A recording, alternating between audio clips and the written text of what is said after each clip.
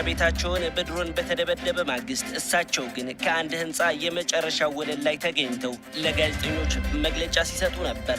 የትግራይ ጊዜያዊ አስተዳደርን እየመሩ የሚገኙትና ከአሁኑ ሙገሳና ወቀሳ እየተሰነዘረባቸው ያሉት አቶ ጌታቸው ረዳ ማን ናቸው?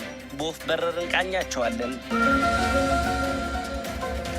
እርግጥ ነው አቶ ጌታቸው ረዳ ቦርጫም የሚባሉ ሰው ናቸው። ነገር ግን የቆላ ተንቤን ተራሮች ለመውጣት አልከበዳቸውም። ትንፋሽ የሚያሳጥረው የወርዕ በረሃን ወበቅ አልገዳቸውም። የቦራ ሰላዋ ገደላማ መንገዶች መመላለስ አላቃታቸውም። 8ቱ የሲኦል ወራትም በጽናት ተሻግረዋል። እርግጥ ነው አቶ ጌታቸው ረዳ ረጅም የሚባሉ ሰው ናቸው። ነገር ግን ሲኒከር ጫማ መጫማት ይወዳሉ። ሰውየው በኢትዮጵያ መከላከያ ሰራዊትና በኢትዮጵያ ሚዲያዎች የመገደላቸው ዜና ለበርካታ ጊዜያት ተደጋግሞ የተነገረላቸው ከዛም እልፍ ሲል ማርከናቸዋል ተብሎ ጮቤ የተረገጠባቸው ሰውም ናቸው። በዛን ወቅት የእሳቸው ስም የተዘጋን መንገድ ለማስከፈትም ይጠቅም ነበረ። ቀላል ምሳሌ ለመውሰድ በወርሃ ሰኔ 2013 ዓ.ም በአሉላ ዘመቻ ወቅት ትንፋሽ ከሚያሳጥረው ከባድ ጦርነት በተአምር ያመለጡ ጥቂት ወታደራዊ መኪኖች በፊናሯ በኩል ለመሸሽ ሲሞክሩ በአማራ ታጣቂዎች ወዴት ነው የምትሸሹት ተብሎ መንገድ በተዘጋባቸው ጊዜ ጌታቸው ረዳ ማርከን ይዘነው እየሄድን ነው አሳልፉን ብለው እንደ መንገድ ማሳለፊያ የተጠቀሙባቸው ከዚህ ለጥቆም የአማራ ታጣቂዎች የነበራቸውን ጥይት ሁሉ በደስታ ወደ ሰማይ ተኩሰው እንደጨረሱት አቶ ጌታቸው ረዳ በአንድ ወቅት በራሳቸው አንደበት ተናግረውት ነበር። አቶ ጌታቸው ረዳ ለቀድሞው ታላቁ መሪ መለስ ዜናዊ ባቀረቡት ጠርጠር ያለ ጥያቄ ከዩኒቨርሲቲ አስተማሪነታቸው ይህንን ሰውዬ አምጡት ተብለው ወደ ፖለቲካው ዓለም እንደተመዘዙ የሚናገሩ ሰዎች አሉ። በእርግጥ ይህንን የሚያረጋግጡ የጽሑፍ ማስረጃዎች እስካሁን አልተገኙም። የኚህ ሰው የፖለቲካ ሕይወት እንደ ንፋስ የፈጠነ ነው። አመክንዮ ከተባለ 2007 ዓ.ም ላይ የህወሓት ማዕከላዊ ኮሚቴ አባል ሆነው ተመዘዙ። 3 ዓመት ባልሞላ ጊዜ ደግሞ 2010 ላይ የህወሓት ከፍተኛውን ወንበር የስራ አስፈጻሚ ኮሚቴ አባል ላይ ተቆናጠጡ። በ2015 ደግሞ በተከፈተባት ወረራና ጦርነት ምክንያት አሳረ መከራዋን የበላቸው ትግራይን የማዳን ትልቁን ኃላፊነት ጫንቃቸው ላይ ተሸክመዋል። የአንደኛና የሁለተኛ ደረጃ ትምህርታቸውን በአላማጣ ከተማ የተከታተሉት እኚህ የትግራይ ጊዜያዊ አስተዳደር ፕሬዝዳንት በከተማው ከነበሩ ጠንካራ ተማሪዎች መካከል አንዱ እንደሆኑ ይነገርላቸዋል።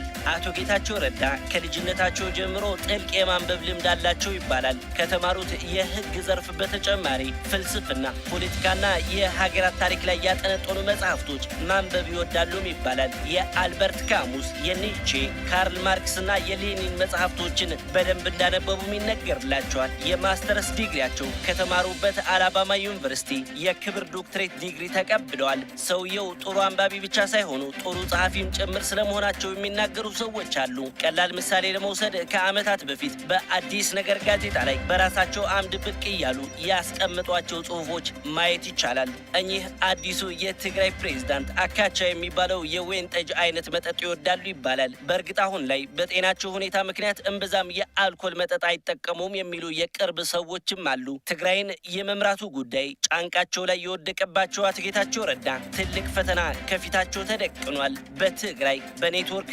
በመቧደን የሚታወቀውን የፖለቲካ ባህል የመቀየር ትልቅ የቤት ስራ አላቸው የሚሉ ወገኖች በርከት ያሉ ናቸው። በመጠቃቃት ላይ የተመሰረተው የፖለቲካ መንገድ አሽቀንጥሮ የመጣል ከባድ ስራ ይጠብቃቸዋልም ይላሉ። እርግጥ ነው እሳቸውም በዚህ ጊዜ ወደ ስልጣን መምጣታቸው እድልም ከባድ ፈተናም ያለበት ስለመሆኑ ለጋዜጠኛ ስሜነህ ባይፈርስ ነግረውታል። ሰውየው የጊዜያዊ አስተዳደሩ መንበረ ስልጣኑን ከተቆናጠጡ በሳምንታት ውስጥ የተለያዩ ግምገማዎች ከተለያዩ አካላት እየተሰጠባቸው ይገኛሉ። ከፊሎቹ በትግራይ የነበረውን የፖለቲካ ባህል ከማስቀጠል የዘለለ ምንም ለውጥ የሚያመጡም እያመጡም አይደለም ሲሏቸው፣ ገሚሶቹ ደግሞ ግድ የላቸውም አቶ ጌታቸው ለዚህ ትውልድ የሚመጥን የፖለቲካ ባህል ለውጥ ያመጣሉ ብለው ያላቸውን ተስፋ እየተናገሩ ናቸው።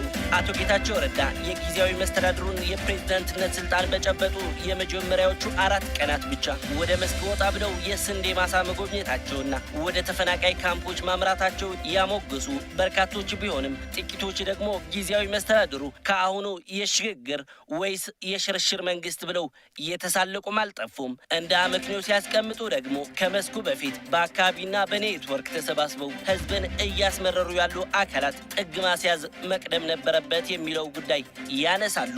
የትግራይ ሉዓላዊ ግዛት ማስመለስ፣ ከቀዩ የተፈናቀለው ከ1 ሚሊዮን የሚልቅ ህዝብ ወደ ቦታው መመለስ፣ ለ2 ዓመት ደሞዝ ያልተከፈለው የመንግስት ሰራተኛ ደሞዝ እንዲከፈለው ማድረግ፣ በትግራይ ህዝብ ላይ የተፈጸመው የጄኖሳይድ ወንጀል ፍትህ እንዲያገኝና ትግራይን መልሶ የመገንባት ኃላፊነት በአቶ ጌታቸው ረዳ የሚመራው የትግራይ ጊዜያዊ አስተዳደር ካቢኔ ላይ ወድቋል። አቶ ጌታቸው ረዳ በብዕራችን በወፍ በረር ስንቃኛቸው እኚህ የሚመስሉ ሲሆን ጥቂት ስንመርቅላችሁም ወደ ወሎ የሚያመዝን አማርኛቸው፣ ለወዳጅ ጥርስ የሚያስከፍት ለጠላትም አጥንት ሰባሪ ንግግራቸው በብዙዎች የሚታወስ ነው።